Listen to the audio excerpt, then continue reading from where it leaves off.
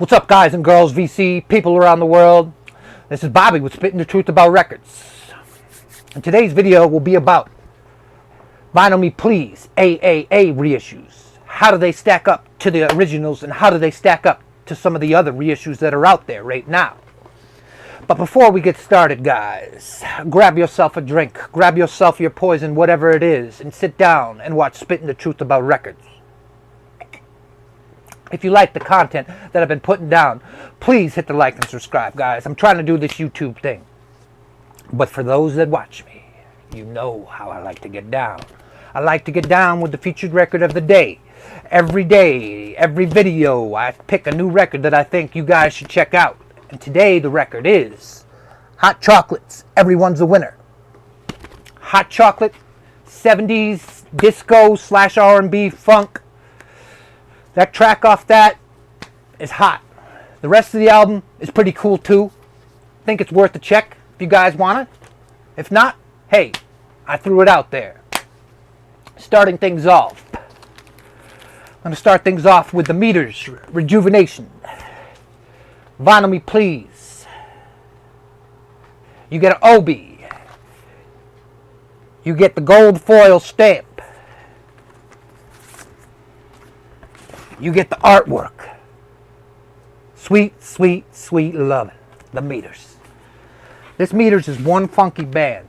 You also get a booklet that explains a lot about the Meters, the band, what's going on with them.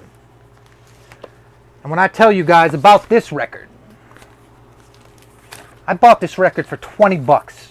Most Vinyl Me Please AAA cuts by Ryan K. Smith are going in the $40 to $50 range once they get out of print. But once they reissued this, I thought this would fly off the shelf. But nobody gave a shit. This is one of the funkiest 70s bands out there. And nobody gave a shit. Nobody bought it. So how does it sound, Bobby? For those of you who are chasing sound, how does it compare to the music on vinyl version? How does it compare to my scratched up freaking OG? Compares pretty damn well. Very well, in fact. This one blows the freaking music on vinyl out of the water. Yes, music on vinyl has quieter vinyl, but this one's pretty damn quiet. The vocals, the drums, everything is a lot snappier and better. And it just boggles my mind. My head is spinning why this didn't sell. More people need to be listening to the Meters.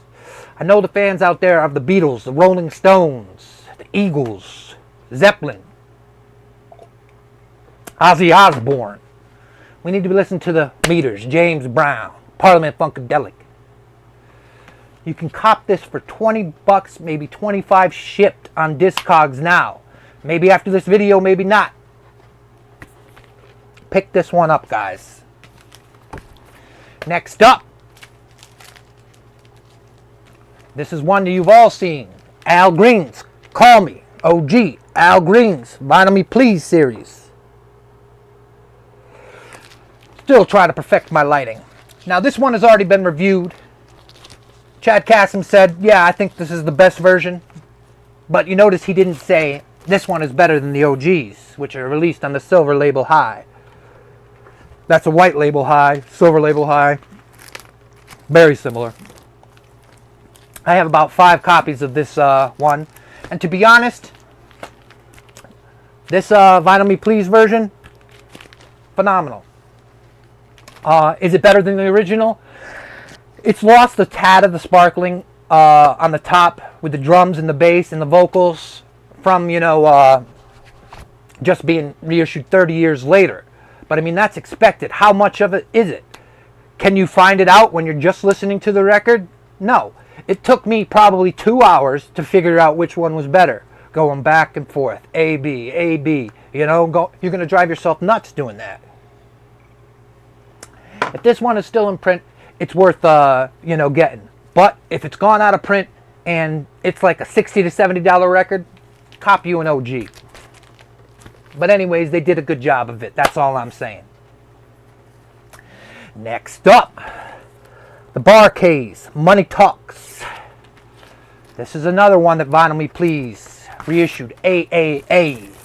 Stax label. Funky band. For those that like that hard funk, you know, that James Brown type stuff, this is issued a little late 70s, early 80s. Listen to Holy Ghost on this track. It swings. It's just like, I mean, I wish I could play it for you, but look at those guys. You guys, you know they're for real. Look at them.